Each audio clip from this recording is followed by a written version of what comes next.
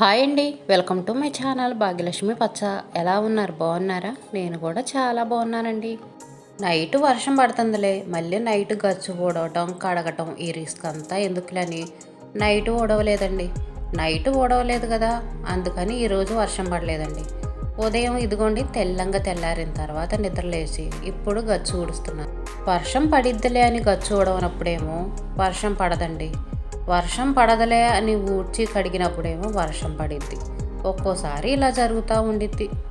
ఉదయం పూట మనకేమో 4 గంటలకి 5 గంటలకి నిద్ర లేచి పనులు చేసుకునే అలవాటు లేదు. ఏం చేస్తాం, ఇంకా తెల్లంగా తెల్లారిపోయిందండి. ఇప్పుడు టైం 6గా వచ్చింది, 6 అయింది కూడా. ఇంక ఇప్పుడు ఊడ్చి కడిగి ముగ్గులేసి పిల్లలకి లంచ్ బాక్స్ రెడీ చేసి ఇంకా సరిపోయిద్దండి. ఆటో వచ్చేటప్పటికి ఇంకా హడావుడైపోయిద్ది. నైట్ అయితే 2-3 బకెట్లు వాటర్ పోసి మొత్తం నీట్గా క్లీన్గా కడుగుతానండి. ఉదయం పూట అయితే ఒక బకెట్ వాటర్తోనే అడ్జస్ట్ చేస్తాను. 2-3 బకెట్లు తీసుకెళ్ళి వాటర్ పోసి కడిగేటప్పటికి చాలా లేట్ అయింది కదా, అందుకని ఏదో ఒక బకెట్ నీళ్ళు తీసుకెళ్ళి చల్లి లైట్గా అలా కడుగుతాను.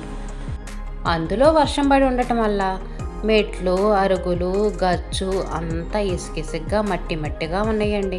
బాగా చీపురు వేసి రుద్దితేనే నీట్గా క్లీన్ అయ్యేది. లేదనుకోండి ఆ మట్టి అంతా మన కాళ్ళ వెంట మళ్ళీ మన ఇంట్లోకే వచ్చిద్ది.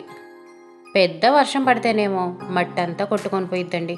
అటు ఇటు కానీ చిన్న వర్షాలు పడ్డాయి అనుకోండి మట్టి ఎక్కడిదక్కడే పేరుకొని పోయిద్ది.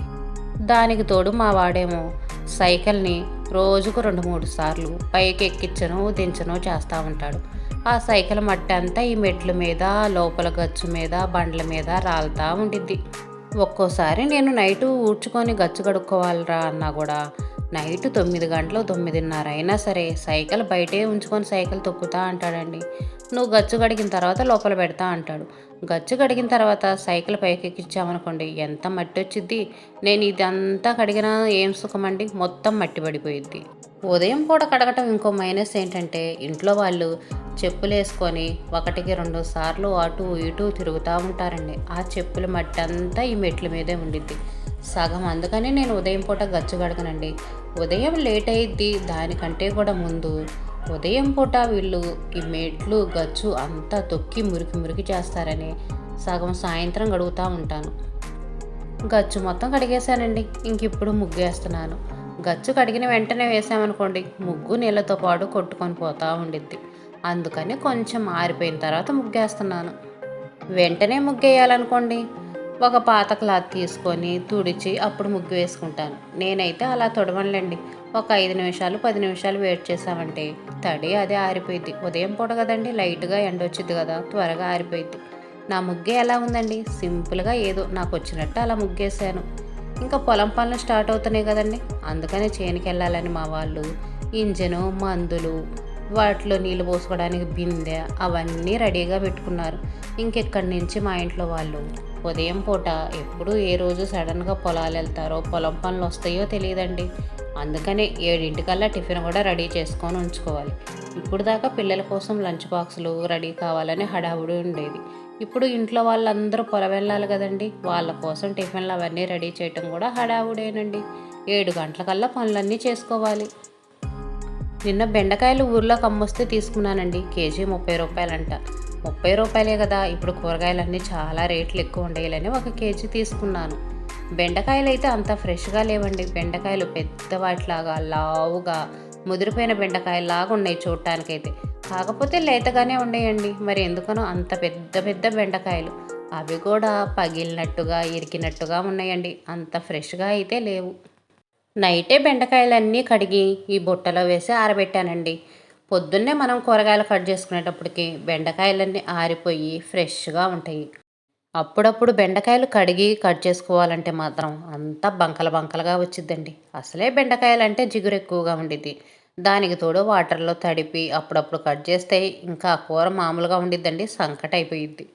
అందుకని నేను నైట్ కడిగి ఆరబెట్టుకుంటాను. ఈరోజు టిఫిన్ అయితే గోధుమ పిండిలో కొన్ని ఉల్లిపాయలు పచ్చిమిర్చి కరివేపాకు జీలకర్ర వేసి ఇదిగోండి చపాతీ పిండిలాగా కలుపుకొని ఇలా రొట్టెలాగా చేసుకున్నాను. చపాతీ కర్రతో రుద్దటానికి రావండి ఇవి, వీటిని చేత్తోనే చేసుకోవాలి. తెపాల చెక్కలు సర్వపిండి అంటారు కదండి, వాటినేమో బియ్యం పిండితో చేస్తారు, నేనేమో గోధుమ పిండితో చేస్తున్నానండి. ఈరోజు టిఫిన్ అయితే మాత్రం ఇదే ఇంకా. ఇందులోకి కావాలంటే ఏదైనా పచ్చడి వేసుకోవచ్చు, లేదనుకుంటే ఉట్టిదైనా తినేయొచ్చండి. పచ్చిమిర్చి వేశాను, కారం వేశాను, ఇన్ని వేశాను కదా, పిల్లలైతే ఉట్టిదే తినేస్తారు. పెద్దవాళ్ళకైతే ఏదైనా కాంబినేషన్గా ఏదో ఒక పచ్చడి వేసుకొని తినేయొచ్చు. బెండకాయలు జిగురు లేకుండా ఉంటేలని కొంచెం నిమ్మరసం పిండానండి. కొంచెం నిమ్మరసం పిండటం వల్ల బెండకాయ అనేది జిగురు లేకుండా ఉండిద్ది. ఈ రోటీల్ని గ్యాస్ హై ఫ్లేమ్లో పెట్టుకోకుండా, మరీ సిమ్లో పెట్టుకోకుండా మీడియంలో పెట్టుకొని కాల్చుకోవాలండి. హై ఫ్లేమ్లో పెట్టామనుకోండి, పైన మొత్తం మాడిపోతాయి, లోపలంతా పచ్చిగా ఉండిద్ది. అందుకని కొంచెం గ్యాస్ తక్కువ పెట్టుకొని కాల్చుకోవాలి. ఇంక ఇంట్లో పని మొత్తం అయిపోయిందండి. పని అంటే వంట పని బట్టికి అయిపోయిందండి. అంట్లు కడిగేసాను, బట్టలు ఉతికేసాను, నేను టిఫిన్ తినేసి ఇంకా క్లీనింగ్ పని మొదలు పెడుతున్నానండి. ఏదో ఒకటి క్లీన్ చేసుకుంటానే ఉండాలి కదండి. ఒకరోజు ఒక వస్తువు క్లీన్ చేసుకుంటాం, ఇంకో రోజు ఇంకో వస్తువు క్లీన్ చేసుకుంటాము. ఇలా రోజు క్లీన్ చేస్తూ ఉంటేనే మన ఇల్లు అనేది చూడటానికి నీట్గా ఉండిద్ది. ఎప్పుడో బూజు దులిపినప్పుడే క్లీన్ చేసుకుంటా, తర్వాత వీటి గురించి పట్టించుకోపోయామనుకోండి, ఈ వస్తువులు ఎలా ఉంటాయంటే మక్కుడు పట్టిపోయి నల్లగా జిడ్డు జిడ్డుగా ఉంటాయండి. చూడటానికి చండాలంగా ఉంటాయి. వస్తువులు అనేవి త్వరగా పాడైపోతాయి.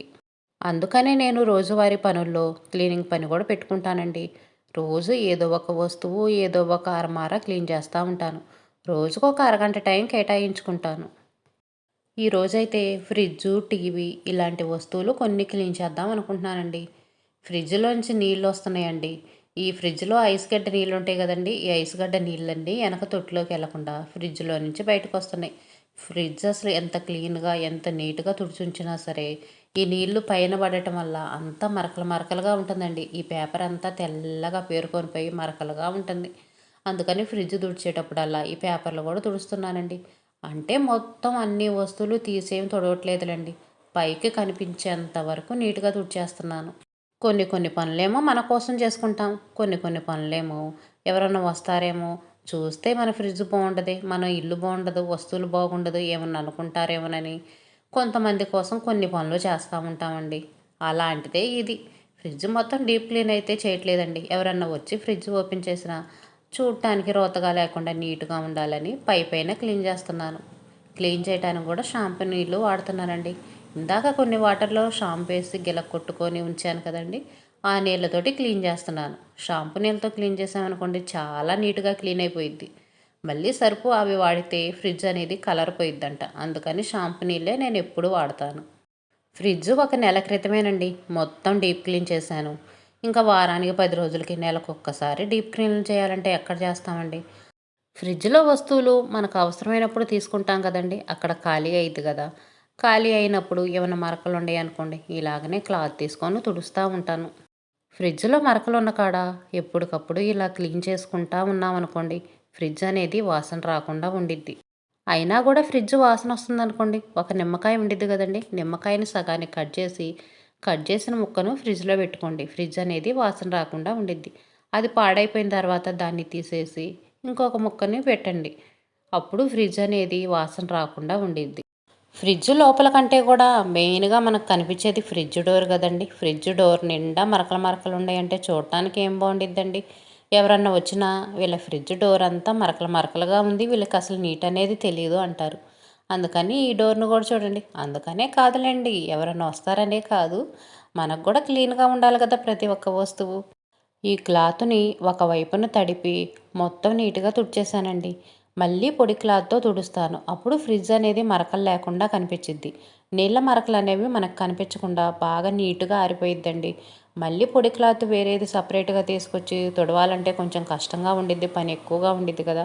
అందుకని ఒక క్లాత్‌తోనే తడి క్లాత్‌గా, పొడి క్లాత్‌గా 2 క్లాతులుగా వాడుకోవచ్చు. ఫ్రిడ్జ్ డోరే కాకుండా ఫ్రిడ్జ్ పక్కన కూడా తుడిచేసానండి. ఇప్పుడు ఈ డోర్లున్నాయి కదండీ! ఇవి సన్నగ్లాసు. పిల్లలు అటు ఇటు తిరుగుతా ఏదన్నా చేతులు పెట్టారనుకోండి, మరకలు అలాగనే ఉంటాయి. ఎయ్యో ఒకటి తింటా పట్టుకుంటారు కదా! అప్పుడు మరకలుంటాయి. అందుకని ఫ్రిడ్జులు, టీవీలు క్లీన్ చేసేటప్పుడు తలుపులు కూడా నీట్‌గా క్లీన్ చేసుకుంటాను. టేక తలుపులైతే మాత్రం వాటర్‌తో తడపకండి. ఇవి సన్నగ్లాసు కాబట్టి తడికలతో తడిపినా ఏ ఇబ్బంది ఉండదు. ఇప్పుడు టీవీని క్లీన్ చేస్తున్నానండి. మనకు మెయిన్‌గా టీవీ అద్దం మీద మరకలు మాత్రం క్లియర్‌గా కనిపిస్తాయి కదండీ! ఎవరన్నా హాల్లోకి రాంగానే టీవీ మీద మరకలున్నాయంటే వాళ్ళకు ముందు ఇవే దర్శనమిస్తాయి, క్లియర్గా కనిపిస్తూ ఉంటాయండి. అద్దాల మీద మరకలు, టీవీ మీద మరకలు మాత్రం క్లియర్గా కనిపిస్తాయి. అందుకనే వీటిని కూడా షాంపూ నీళ్ళేసి నీట్గా తుడుస్తున్నానండి. కనిపించే అంతవరకే తుడుస్తున్నాను, మొత్తం అయితే తుడవట్లేదు. టీవీ మొత్తం తుడవాల్సిన అవసరం లేదండి, ఎప్పుడో పొడి క్లాత్తో తుడిస్తే చాలు. అద్దం వరకు తడి క్లాత్తో తుడిస్తే సరిపోయిద్ది. వీడియో నచ్చితే ఒక చిన్న లైక్ ఇవ్వండి.